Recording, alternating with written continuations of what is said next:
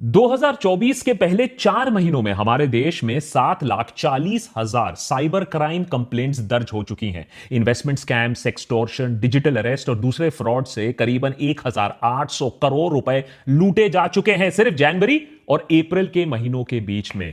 ये सिर्फ ऑफिशियल आंकड़ों की बात कर रहा हूं बाय द वे, जो national cyber crime reporting portal में दर्ज हुई है, जिसे मिनिस्ट्री ऑफ होम अफेयर्स चलाती है। असल में ये ऑनलाइन फ्रॉड की जो समस्या है, इसने एक भीषण रूप धारण कर लिया है और कल आपको या मुझे भी अपने चपेट में ले सकती है। Indian cyber crime coordination centre या I4C के अनुसार मई 2024 में हर दिन 7,000 साइबर क्राइम कंप्लेंट्स रजिस्टर हो रही है। हर दिन 7,000 कंप्लेंट्स। यह आंकड़ा 2021-2023 के तुलना में 113% ज्यादा है। इन सारे क्राइम्स में पैसा मेन मोटिव होता है। 85% केसेस में कहीं ना कहीं किसी न किसी रूप में ऑनलाइन फाइनेंशियल फ्रॉड हो रहा है। पिछले 5 सालों में फाइनेंशियल फ्रॉड्स करीबन 1000% बढ़ी हैं। 2023 में 1 लाख इन्वेस्टमेंट स्कैम्स रिपोर्ट किए गए। मार्केट में नया जो स्कैम आया है डिजिटल अरेस्ट, उससे 120 करोड़ रुपए लूटे जा चुके हैं। ट्रेडिंग स्कैम का तो अलग ही जोन चल रहा है। अनुमान है 1,500 करोड़ रुपए का चूना लग चुका है लोगों का वहां।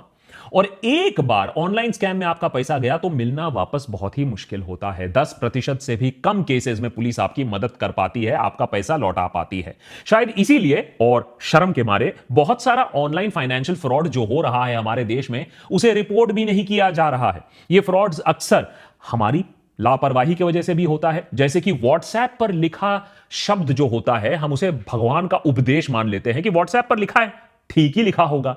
या रातों रात पैसा डबल करने की स्कीम में इन्वेस्ट करने के लालच में हम पैसा डाल लेते हैं। और बहुत बार आपकी गलती ना भी हो सकती है। क्यों? जैसे फ्रॉडस्टर्स आपका इंफॉर्मेशन, बायोमेट्रिक डेटा चुरा कर आधार इनेबल्ड पेमेंट सिस्टम या AEPS से पैसा निकाल सकते हैं और आपको खबर तक ना होगी। लोकल सर्कल द्वारा किए गए एक सर्वे में पता चलता है कि पिछले 3 सालों में 47% अर्बन हाउसहोल्ड्स हैं जहां कम से कम एक फाइनेंशियल फ्रॉड रिपोर्ट हुआ है, चाहे वो UPI हो, क्रेडिट कार्ड हो या कोई इन्वेस्टमेंट फ्रॉड हो। 23,000 लोगों का ये जो सर्वे है, इसमें यह पाया गया कि क्रेडिट कार्ड पर अक्सर अनऑथराइज्ड चार्ज किया जाता है या फिर UPI में QR कोड से पेमेंट मिलने के बजाय से पेमेंट हाथ से निकल जाता है। हर दिन क्रिमिनल्स नया नया टेक्निक निकालते हैं हमें लूटने के लिए। बात सिर्फ पैसे की नहीं है। आए दिन सुर्खियों में हमें यह खबर भी दिखने को मिलती है कि कैसे फाइनेंशियल फ्रॉड, एक्सटॉर्शन या इलीगल लोन एप्स के वजह से लोग अपनी जान तक ले रहे हैं। इसीलिए देशभक्त के आज के एपिसोड में हमने यह एपिसोड आपको आगाह करने के लिए बनाया है कि कैसे आपके फैमिली, आपके फ्रेंड्स को आप सुरक्षित रख सकते हो और अपने आप को भी सेफ रख सकते हो इस सबसे बड़े फ्रॉड से। किस किस रूप में आते हैं ये ऑनलाइन फ्रॉड, सरकार क्या कर रही है इस आपदा से निपटने के लिए, और उससे भी ज्यादा आप क्या कर सकते हो अपने आप को सुरक्षित रखने के लिए।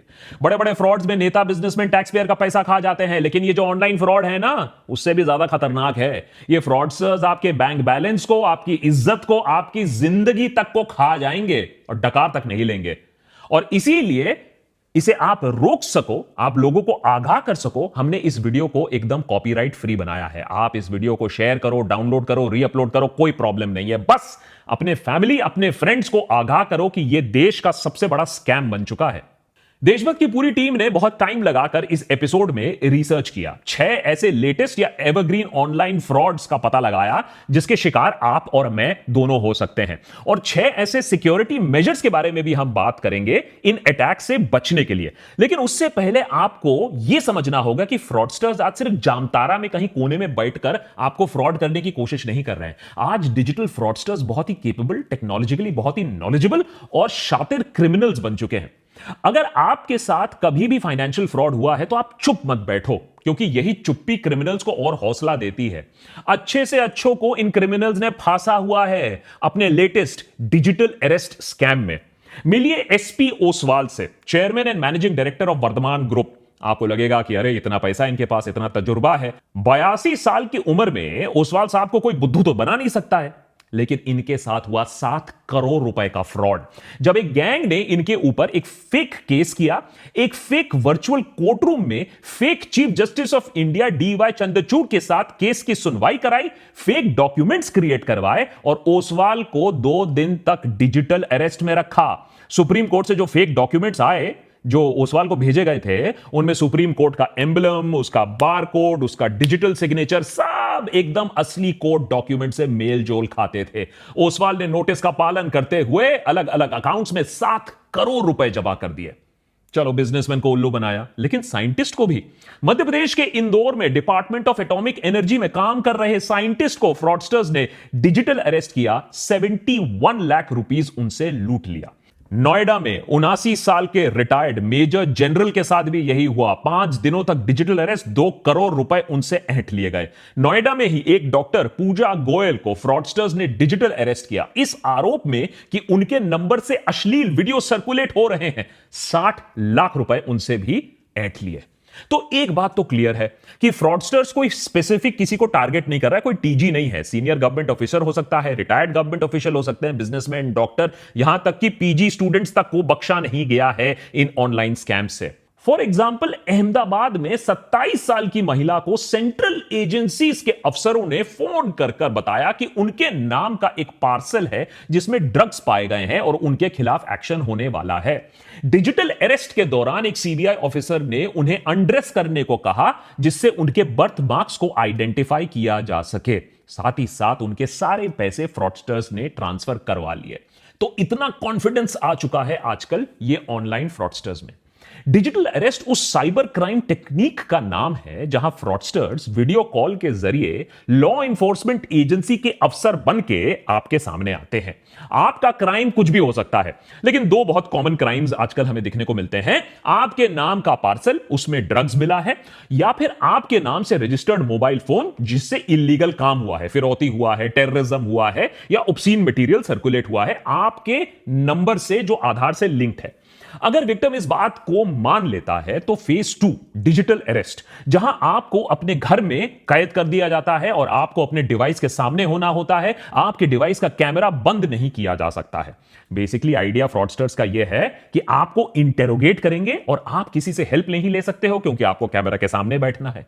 फाइनली वही होता है जो इन सारे केसेस में जनरली हमें देखने को मिलता है। सेटलमेंट की बात आती है और फिर आप एक मोटी रकम चुकाते हो अपनी जान बचाने के लिए, अपनी इज्जत बचाने के लिए। आजकल तो स्कैमस्टर्स पेमेंट क्रिप्टो करेंसी या गिफ्ट कार्ड में भी डिमांड करने लगे हैं, जिससे उन्हें ट्रैक करना और भी ज्यादा मुश्किल हो जाए। लेकिन ये सारे फ्रॉड्स नहीं होते अगर विक्टिम्स को एक छोटी सी चीज मालूम होती कि डिजिटल अरेस्ट नाम की कोई चीज है ही नहीं हमारे लीगल सिस्टम में। लेकिन शायद हमें पुलिस और लॉ इन्फोर्समेंट का इतना डर, इतना खौफ बैठा हुआ है कि हम डिजिटल अरेस्ट का नाम सुनकर ही सरेंडर कर देते हैं। अब Indian cyber crime coordination centre ने बाकायदा एक नोटिस, एक प्रेस रिलीज जारी किया है जिसमें नागरिकों को आश्वासन दिया गया है कि लॉ इन्फोर्समेंट एजेंसी, सीबीआई हो, पुलिस हो, कस्टम, ईडी, जजेस हो, आपको वीडियो कॉल के जरिए कोई अरेस्ट नहीं कर सकता है। और अगर आपके पास कभी भी बाय द वे ऐसा कॉल आए तो उन्हें बोलो कि कम से कम घर आकर आपको नोटिस दे, घर आके आपको अरेस्ट करे। अरे डिजिटल इंडिया का मतलब इतना थोड़ा ही ना कि आप आलसी बैठ जाओ और सब कुछ ऑनलाइन ही करना शुरू कर दो। लेकिन डिजिटल अरेस्ट से बच भी गए तो क्या? अरे डिजिटल फ्रॉडस्टर्स तो हर कोने में इंतजार कर रहे हैं आपका। ये रहे 6 टॉप स्कैम्स जो हमारी टीम को मिले, जिससे लाखों लोगों से करोड़ों रुपए लूटे जा रहे हैं। Number 1, UPI scam. Digital India और यूपीआई के चलते हमारी जिंदगी तो आसान हुई है, लेकिन साथ ही साथ डिजिटल फ्रॉडस्टर्स की भी जिंदगी आसान हो गई है। 2022-2023 में करीबन 1 lakh UPI based frauds report किए गए हैं। अगर आप सतर्क ना रहे तो डिजिटली आपका पैसा गायब हो सकता है बहुत आसानी से। साथ ही साथ क्यूआर कोड्स के मामले में थोड़ा सावधान रहना पड़ेगा। क्यूआर कोड कहां से स्कैन कर रहे हो, किसे पेमेंट दे रहे हो, यह थोड़ा भापना जानना जरूरी है। जैसे कि फॉर एग्जांपल अगर नहीं करोगे तो हाईटेक सिलिकॉन सिटी बैंगलोर में 41% रिपोर्टेड साइबर क्राइम इंसिडेंट्स होते हैं, वो क्यूआर कोड स्कैम से रिलेटेड होते हैं। तो इतना कॉमन हो चुका है क्यूआर कोड का मिसयूज।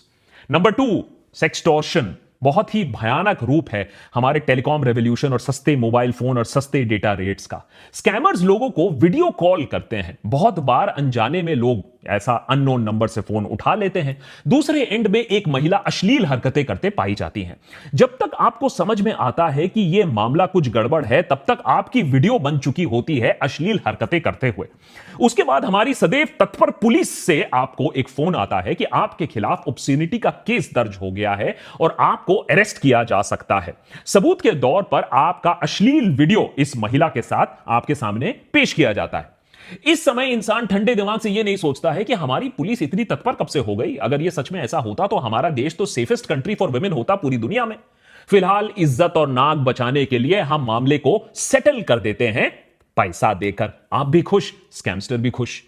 तीसरा बड़ा फ्रॉड, टेलीग्राम फ्रॉड। घर बैठे बैठे पैसा किसको कमाना नहीं अच्छा लगता? क्यों एडिटर है? आजकल एडिटर बोल रहा है कि अरे सीधा फाइल घर ही भेज दो, घर में बैठ के एडिट कर दूंगा, ऑफिस आने की क्या जरूरत है। लेकिन ऐसे स्कीम ना बहुत ही चौंका देने वाले हैं, और ऐसे स्कीम जो ऑफर करते हैं वो फ्रॉड ही होते हैं।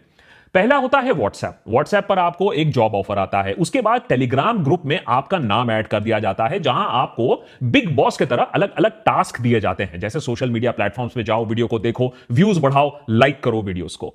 पहले आपको आपके काम के लिए छुट्टर पैसे, थोड़ा बहुत पैसे भी मिल जाएंगे, आपका ट्रस्ट बढ़ जाएगा। फिर किसी कारण हेतु, जैसे कि ट्रेनिंग की है या फिर आपको ज्यादा बिजनेस मिलेगा, उस एक्सक्यूज पे आपको उल्टा पैसा जमा करना होता है। एक बार आपने मोटी रकम जमा की, बंदा गायब आपके पैसे के साथ। नंबर 4, एआई की दुनिया बहुत चकाचौंध है। मानवता एवोल्यूशन की अगली पायदान पर चढ़ रहा है एआई के साथ। क्रिमिनल्स ने बोला हम क्यों पीछे हट जाएं, तो उन्होंने भी एआई की मदद से लोगों को अब गधा बनाना और उनसे पैसा निकालना सीख लिया है। किसी के बेटे का एक्सीडेंट हो गया है, वो हॉस्पिटल से कॉल कर रहा है, पैसे की गुहार लगा रहा है, कैसे मना करोगे आप? किसी की बेटी को पुलिस ने होटल के रूम से नग्न अवस्था में अरेस्ट कर लिया है, और अगर आपको बचाना है अपनी बेटी को तो सेटलमेंट के पैसे निकालो अभी के अभी। आपको उसकी आवाज तक सुनाई दे रही है फोन पर, पीछे मदद मांग रही है वो। अगर वो घर पर बैठकर टीवी ना देख रही होती तो आप बात मान भी लेते, आप पैसे दे भी देते। कुछ लोग बच गए, लेकिन लाखों लोगों, लाखों पेरेंट्स ने, लाखों रिश्तेदारों ने पैसा ऐसे निकाला है। और जो आवाज उन्होंने सुनी होती है, जिस पर विश्वास करके वो पैसे निकालते हैं, वो असली, ऑलमोस्ट असली ही आवाज होती है। सॉफ्टवेयर की मदद से, एआई की मदद से आप आज के डेट में किसी की आवाज को कॉपी कर सकते हो और फिर उस आर्टिफिशियल आवाज से कुछ भी बुलवा सकते हो।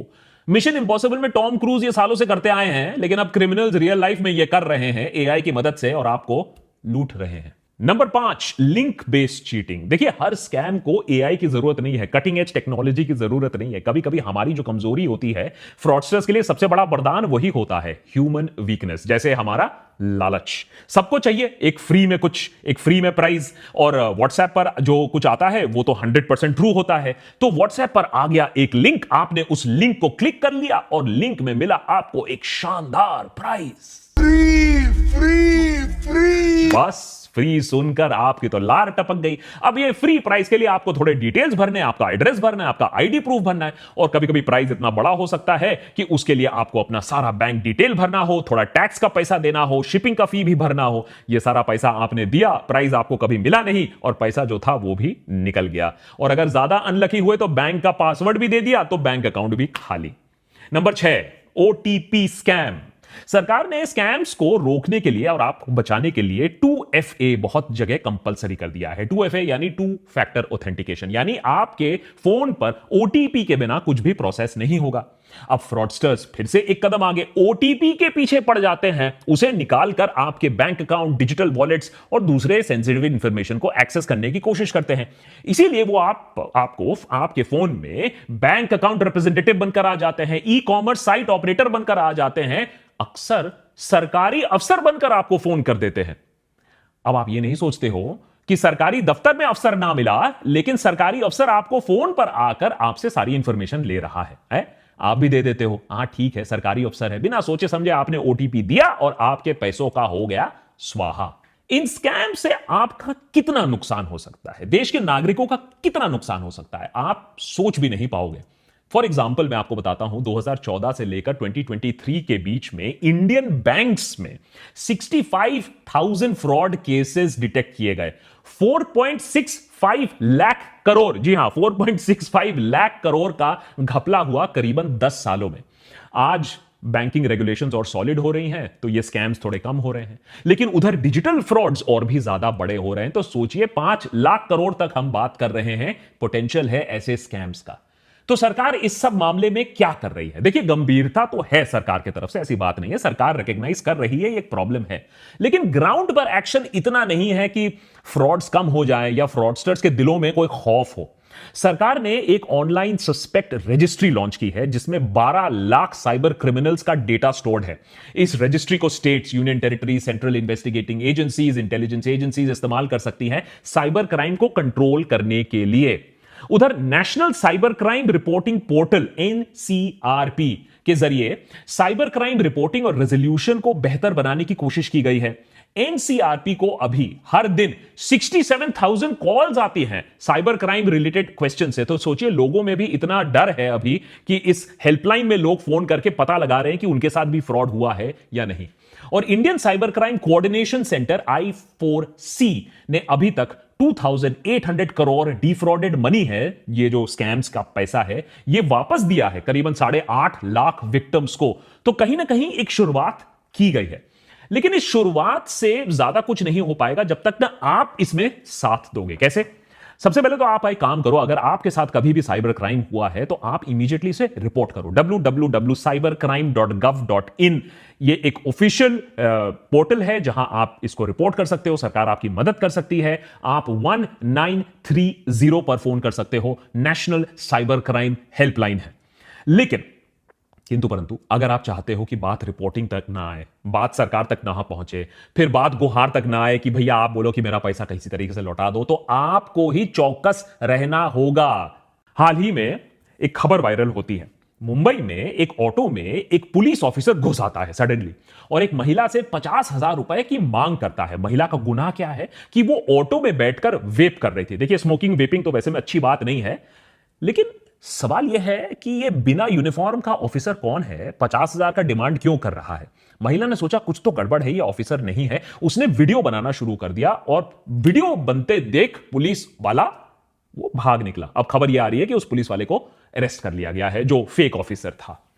कहने का मतलब यह है कि आपको प्रोएक्टिव रहना होगा। ये डर के नहीं बैठो कि पुलिस का नाम जैसे ही सुना है रिटर जैसे, हां, डर के नहीं बैठना, आपको डरना नहीं है। 90% केसेस में साइबर फ्रॉड में पैसा वापस नहीं मिलता, याद रखिए। तो डर गए, जो डर गया वो मर गया। हां, अगर बैंकिंग चैनल से पैसा आपका निकलता है तो तुरंत बैंक को जाकर रिपोर्ट करो। अगर बैंक की नेग्लिजेंस की वजह से आपका अकाउंट कॉम्प्रोमाइज हुआ है तो बैंक आपको पूरा पैसा वापस देगी।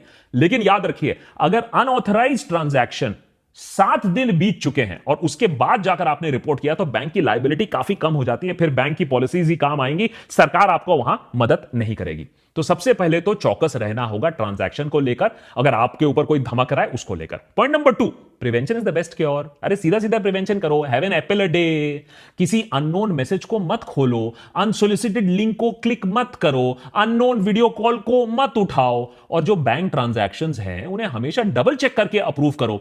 अगर कंप्यूटर पर एंटीवायरस नहीं है, चलो वहां भी पैसा बचाना चाहते हो कोई बात नहीं, कम से कम अपने बैंक स्टेटमेंट्स को रेगुलर स्कैन करो। हर ट्रांजैक्शन पर एसएमएस अलर्ट लगाओ और ओटीपी 2 फैक्टर ऑथेंटिकेशन के बिना कुछ भी काम नहीं करने का। जो बात व्हाट्सएप पर आपने आज तक नहीं सीखा, कम से कम वो रियल लाइफ में सीख लो कि कोई भी क्यूआर कोड जो आपको दिखता है उसे ब्लाइंडली ट्रस्ट नहीं करने का।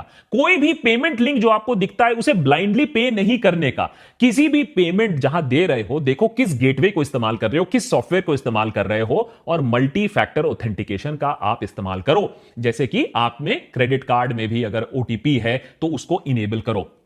और जो ट्रस्ट का फैक्टर है ना, इतना भी ट्रस्ट मत करो। हर अननोन नंबर को उठाने की जरूरत नहीं है। आपकी कॉलेज की गर्लफ्रेंड को अगर आपसे पैचअप करना होगा तो कोई और तरीका उसको मिल जाएगा।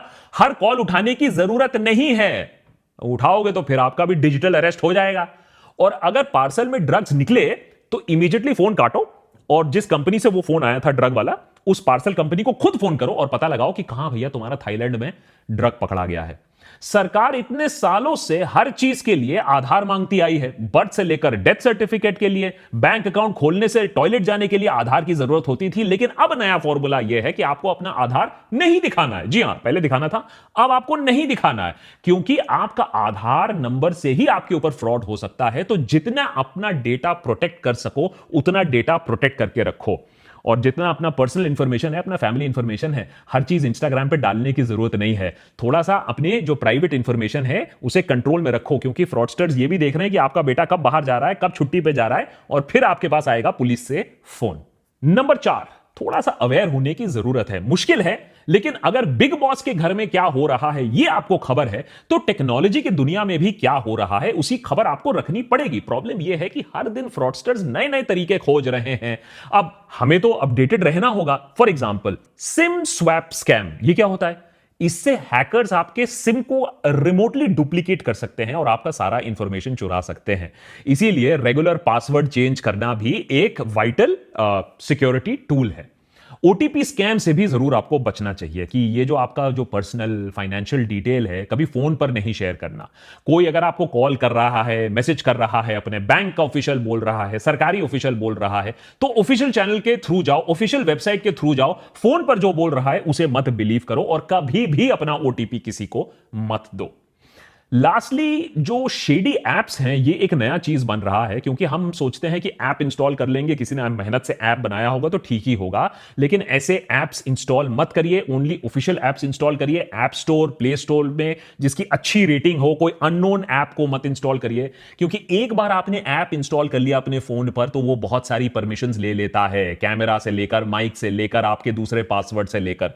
लेटेस्ट स्कैम अभी जो बैंगलोर से आ रहा है, एक महिला ये क्लेम कर रही है कि बैंगलोर में एयरपोर्ट में लाउंज एक्सेस के लिए ऐप डाउनलोड करने को बोला गया और उस ऐप से फोन पर पूरा कंट्रोल जमा लिया उस ऐप ने। तो ये आपको ही सुरक्षित अपने आप को रखना पड़ेगा।